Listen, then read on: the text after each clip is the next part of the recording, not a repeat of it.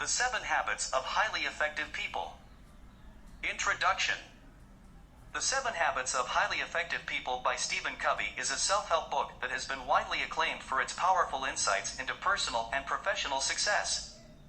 Covey presents a holistic approach to personal growth and success, based on timeless principles and universal values. He emphasizes the importance of cultivating habits that align with our values, mission, and vision, and that help us achieve our goals and fulfill our potential. The book is divided into 7 habits, each of which builds upon the previous one, and together they form a comprehensive framework for personal effectiveness. Covey's insights are backed by extensive research and real-world examples, making the book a practical and insightful guide for anyone seeking personal and professional growth. Chapter 1. Be proactive. Being proactive means taking responsibility for our choices and recognizing that we have the power to control our own effectiveness. Covey explains that what sets us apart from other animals is our ability to examine our own character and decide how we view ourselves and our situations. This self-awareness is crucial to being proactive. On the other hand, reactive people take a passive stance and believe that the world is happening to them. They feel like they have no control over their lives and blame external factors for their problems. This type of thinking becomes a self-fulfilling prophecy, and reactive people feel increasingly victimized and out of control. Proactive people, on the other hand, recognize that they have responsibility, or the ability to choose how they respond to a given situation or stimulus. They focus on their circle of influence, or the things they can control, rather than their circle of concern, or the things they can't control. By doing so, they emit positive energy and expand their circle of influence. To be proactive, we need to start by changing our language. Instead of using reactive language like "he makes me so mad," we should use proactive language like "I control my own feelings." By doing so, we acknowledge that we have control over our emotions and how we react to situations. We also need to convert reactive tasks into proactive ones. This means focusing on the things we can control and taking action to make a difference. For example, instead of complaining about a problem at work, we can take proactive steps to find a solution and implement it. The key to being proactive is taking responsibility for our lives and recognizing that we have the power to control our own effectiveness. It requires a shift in mindset from reactive to proactive thinking. We must focus on the things we can control, emit positive energy, and take action to make a difference. Chapter 2. Begin with the end in mind. The second habit he discusses is begin with the end in mind. Covey suggests that before we start any project, task, or goal, we should have a clear destination in mind. We should know where we want to go and what we want to achieve. This way, we can make sure the steps we're taking are leading us in the right direction. But how do we identify our destination? Covey suggests that we use our imagination to develop a vision of what we want to become. We can imagine our future self and what we want to accomplish, whether it's personal or professional. We can use our conscience to decide what values will guide us, what principles we will live by, and what legacy we want to leave behind. Identifying our values and principles is essential to beginning with the end in mind. Before we can start setting and achieving goals, we must know what matters most to us. This may involve some rescripting, as Covey calls it, recognizing ineffective scripts that have been written for us and changing those scripts by proactively writing new ones that are built on our own values. We must also identify our center, which is the source of our security, guidance, wisdom, and power. Our center affects us fundamentally, influencing our daily decisions, actions, and motivations, as well as our interpretation of events. Covey suggests that instead of focusing on a single center, we should strive to be principle-centered, identifying the timeless, unchanging principles by which we must live our lives. Being principle-centered gives us the guidance we need to align our behaviors with our beliefs and values. We can make sure that everything we do is in line with our destination, our vision, and our principles. This allows us to live a purposeful life, one that is focused on what truly matters to us. Beginning with the end in mind is not only important for individuals but also for businesses. Being a manager is about optimizing for efficiency, but being a leader is about setting the right strategic vision for the organization in the first place. Before any organization can start setting and achieving goals, it must identify its values, principles, and center. To test the principle of beginning with the end in mind, Covey suggests several challenges. One challenge is to visualize in rich detail your own funeral. Who is there? What are they saying about you? About how you lived your life? About the relationships you had? What do you want them to say? This exercise helps us identify what truly matters to us and what legacy we want to leave behind. Another challenge is to break down the different roles in your life, whether they're professional, personal, or community-based, and list 3 to 5 goals you want to achieve for each role. This helps us ensure that we're moving in the right direction in every aspect of our life. A final challenge is to define what scares us. Public speaking? Critical feedback after writing a book? Write down the worst-case scenario for your biggest fear, then visualize how you'll handle this situation. Write down exactly how you'll handle it. This exercise helps us identify what's holding us back and how we can overcome our fears to achieve our goals. Chapter 3. Put first things first. In order to manage ourselves effectively, it is crucial to put first things first. This means prioritizing our day-to-day actions based on what is most important, not what is most urgent. As Stephen Covey discusses in Habit 2 of his book, The 7 Habits of Highly Effective People, it is essential to determine our values and understand what we are setting out to achieve. Habit 3 is about executing on those priorities on a day-to-day, moment-to-moment basis. To maintain the discipline and focus needed to stay on track toward our goals, we need to have the willpower to do something when we do not want to do it. This requires acting according to our values rather than our desires or impulses at any given moment. Time management is key to achieving this goal. All activities can be categorized based on 2 factors, urgent and important. Covey introduced the time management matrix, which helps individuals categorize activities into 4 quadrants. Quadrant I includes activities that are both urgent and important, such as managing crises and solving problems. Quadrant 2 includes activities that are important but not urgent, such as long-term planning, relationship building, and self-improvement. Quadrant 3 includes activities that are urgent but not important, such as distractions and interruptions. Quadrant 4 includes activities that are neither urgent nor important, such as mindless internet browsing and watching TV. The problem is that most people tend to react to urgent matters and spend their time doing things that are not important, neglecting Quadrant 2, which is the most crucial of them all. If we focus solely on Quadrant I, we may find ourselves constantly putting out fires, leading to stress and burnout. If we focus on Quadrant 3, we may find ourselves reacting to matters that seem urgent but are not important, leading to a lack of control and shallow relationships. If we focus on Quadrant 4, we are leading an irresponsible life, often resulting in job loss and dependency on others. Therefore, focusing on Quadrant 2 is crucial for effective personal management. This quadrant deals with building relationships, long-term planning, exercising, preparation, and other important activities that we know we need to do but somehow seldom get around to actually doing because they do not feel urgent. By focusing our time in Quadrant 2, we can implement the Pareto principle, which states that 80% of our results come from 20% of our time. To focus our time in Quadrant 2, we need to learn how to say no to other activities, even ones that seem urgent. We also need to be able to delegate effectively. When we focus on Quadrant 2, we are thinking ahead, working on the roots, and preventing crises from happening in the first place. This helps us prioritize effectiveness with people and efficiency with things. Chapter 4. Think win-win.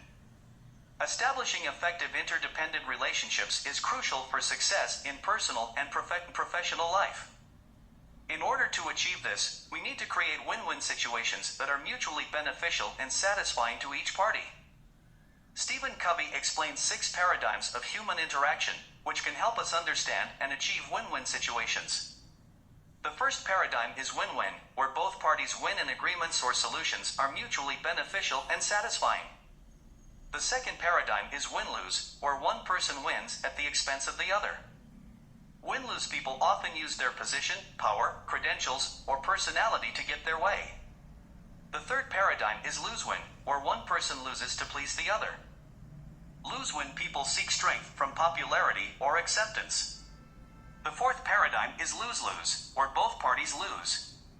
When two win-lose people interact, the result is lose-lose. The fifth paradigm is win, where people with the win mentality want to get what they want, regardless of whether someone else loses. The sixth paradigm is win-win or no deal, where there is no agreement if both parties cannot reach a mutually beneficial solution. Creating win-win situations is the best option because win-lose or lose-win situations can negatively impact the relationship between the two parties. The win-win or no deal option is important to use as a backup. Having no deal as an option liberates us from needing to manipulate people and push our own agenda, and allows us to really understand the underlying issues. To solve for win-win, we must consider two factors: consideration and courage. We need to be nice, but we also need to be courageous. Maintaining an abundance mentality is also important, where we believe there is plenty out there for everyone. The scarcity mentality, where people act as though everything is zero-sum, can make it difficult to achieve win-win situations. The more genuine our character is, the higher our level of proactivity, and the more committed we are to win-win, the more powerful our influence will be. To achieve win-win, we need to focus on results, not methods, and on problems, not people. We need to keep in mind that the spirit of win-win cannot survive in an environment of competition. As an organization, we need to align our reward system with our goals and values and have systems in place to support win-win. In order to start thinking win-win, we can try the following challenges.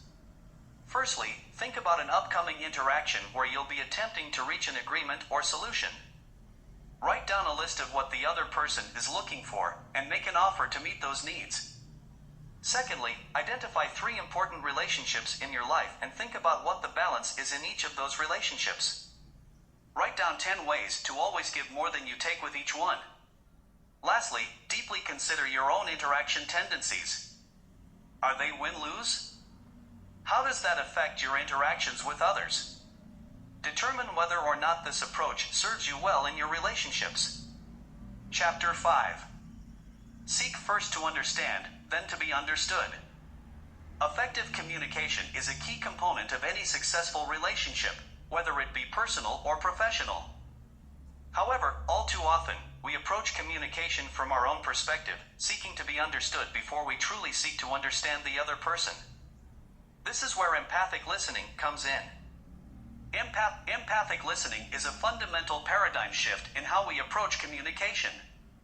Instead of listening with the intent to reply, we listen with the intent to deeply understand the other person's perspective. This means setting aside our own biases, assumptions, and experiences, and truly immersing ourselves in the other person's world. To illustrate the importance of empathic listening, imagine you are experiencing difficulty seeing clearly and you visit an optometrist for a solution. However, instead of asking questions and seeking to understand your unique situation, the optometrist immediately prescribes a solution based on what has worked for them in the past. This solution may not be effective for you, as you have different needs and experiences. The same concept applies to all communication. We must seek to deeply understand the other person's perspective before prescribing a solution or offering advice.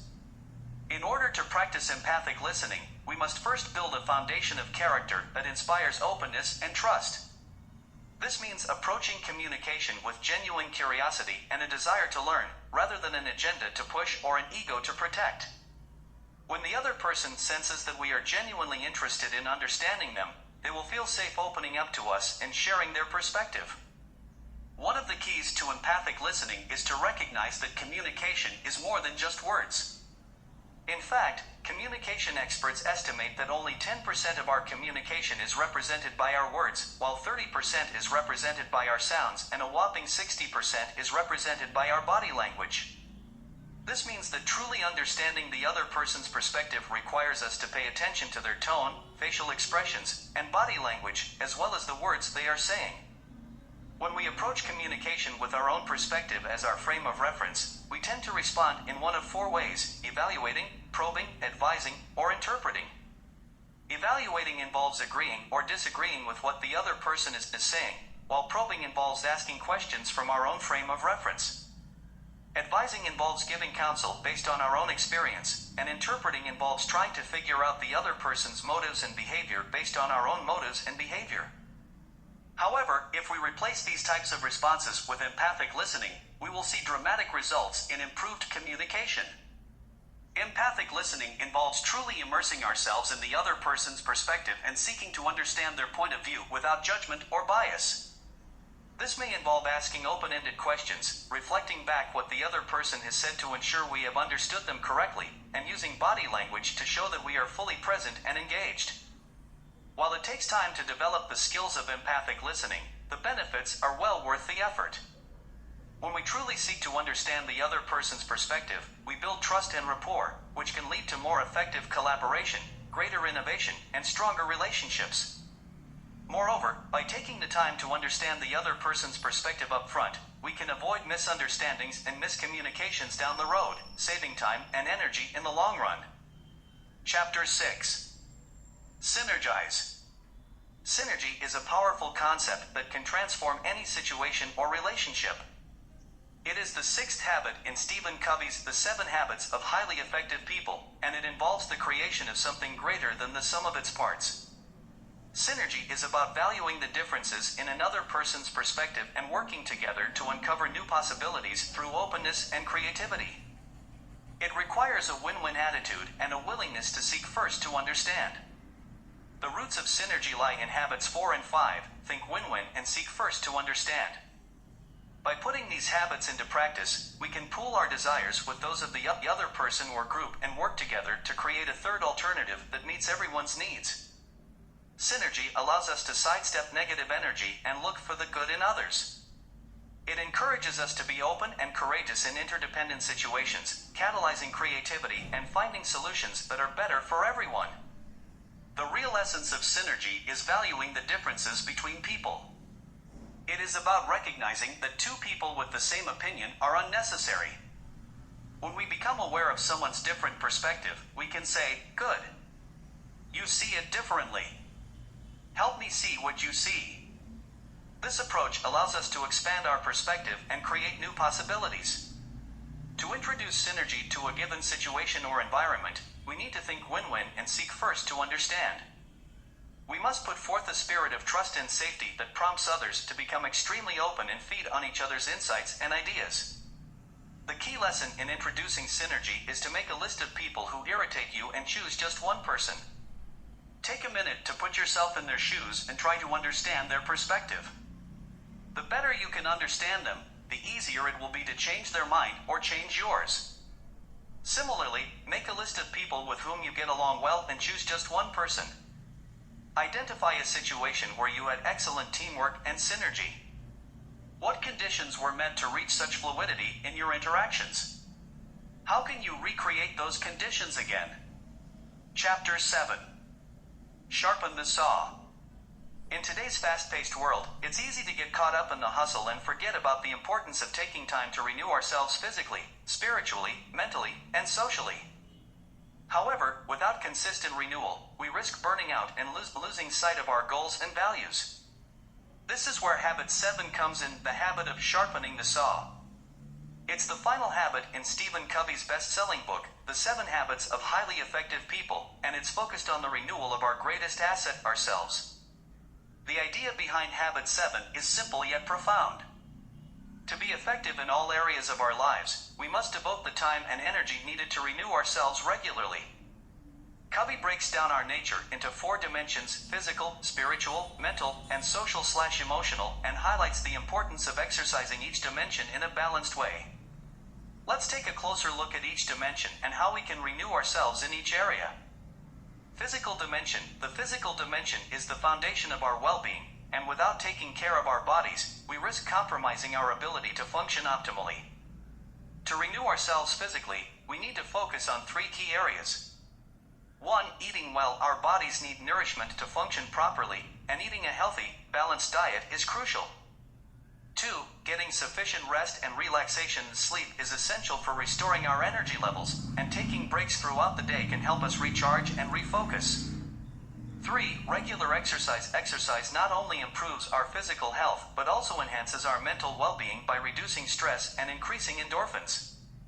Focusing on the physical dimension helps us develop the habit 1. Muscles of proactivity. By prioritizing our physical health, we act based on the value of well-being instead of reacting to external factors that keep us from fitness. Spiritual dimension. The spiritual dimension is about finding meaning and purpose in our lives and aligning our actions with our values. To renew ourselves spiritually, we can. 1. Practice daily meditation. Meditation is a powerful tool for centering ourselves and connecting with our inner selves. 2. Communicate with nature. Spending time in nature can help us feel grounded and connected to something greater than ourselves. 3. Immerse ourselves in great literature or music. Reading or listening to inspiring works can help us reflect on our values and beliefs and reignite our passion for life. Focusing on our spiritual dimension helps us practice habit 2, as we continuously revise and commit ourselves to our values, so we can begin with the end in mind. Mental dimension. The mental dimension is about continuously expanding our minds and learning new things. To renew ourselves mentally, we can. 1. Read good literature. Reading can expose us to new ideas and perspectives and expand our understanding of the world. 2.